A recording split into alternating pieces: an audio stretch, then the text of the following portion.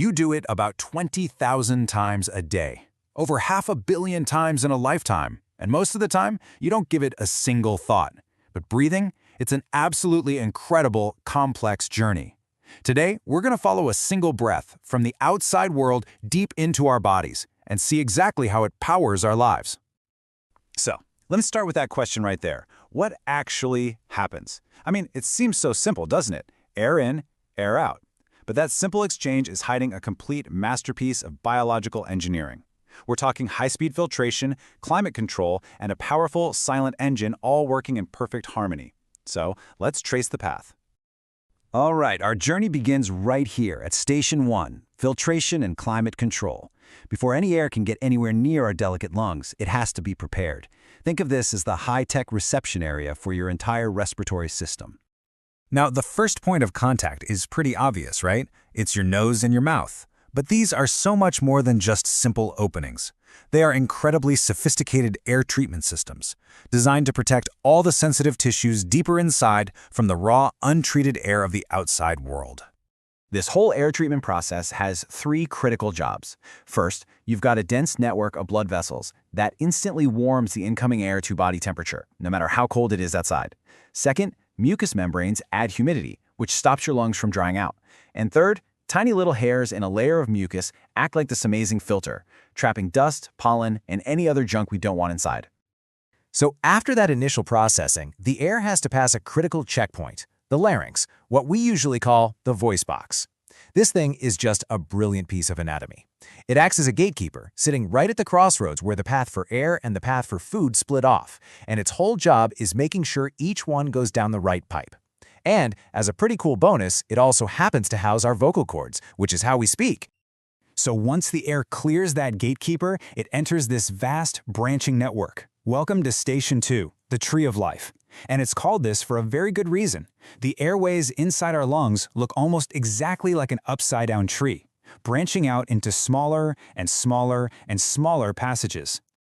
The trunk of this incredible tree is the trachea, or as you probably know it, the windpipe. This is the main highway for air traveling down to the lungs. And to make sure it never collapses and closes off, it's reinforced with these strong C-shaped rings of cartilage. They give it structure, but still keep it flexible. But the trachea does way more than just move air. It's also a self-cleaning marvel. See, the inner surface is lined with billions of these tiny hair-like things called cilia, and they're constantly beating upwards, about 15 times every single second. This creates what's called a mucociliary escalator, literally pushing all that mucus and any trapped debris up and out of your airways. It's a waste disposal escalator. Now, from the trachea, the airway splits into two main branches called the bronchi, one for each lung. And this is where that tree analogy really comes to life. These bronchi divide again and again and again, about 23 times in total.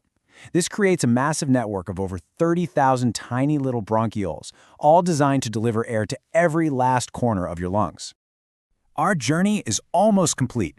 The air, now perfectly warmed, moistened, and cleaned, has traveled all the way down the trunk and through these countless branches of the respiratory tree. And now it has finally arrived at its final destination, the place where the real magic of breathing actually happens. At the very tips of all these tiny branches, you'll find these little clusters of air sacs called the alveoli. Each one is microscopic, but you have around 300 million of them in your lungs. If you could unfold them all and lay them flat, they'd create a surface area for gas exchange that's about the size of a tennis court. A whole tennis court packed inside your chest? This is it. This is the critical interface. This is the whole point of the journey. This is where the air that we brought in from the outside world finally meets our bloodstream. And here's the core process: gas exchange. The walls of the alveoli are unbelievably thin, which allows oxygen to pass directly from the air into the blood vessels surrounding them. And at the exact same moment, a waste product, carbon dioxide, travels in the opposite direction. It moves out of the blood and into the alveoli, ready to be breathed right back out. Okay, so we've seen the entire pathway, but what's actually powering this whole system? What pulls the air in and pushes it out? Well, let's take a look at the incredible engine that drives this whole thing. It's all powered by two key complementary mechanisms. First up, you've got chest breathing. This is driven by the intercostal muscles that are found between your ribs. When you inhale, they contract, lifting your entire rib cage up and out. This expansion creates a kind of vacuum that just pulls air in. And exhaling is even simpler. The muscles just relax, the chest settles back down, and the air is gently pushed out. But the real workhorse, the heavy lifter of breathing, is the diaphragm.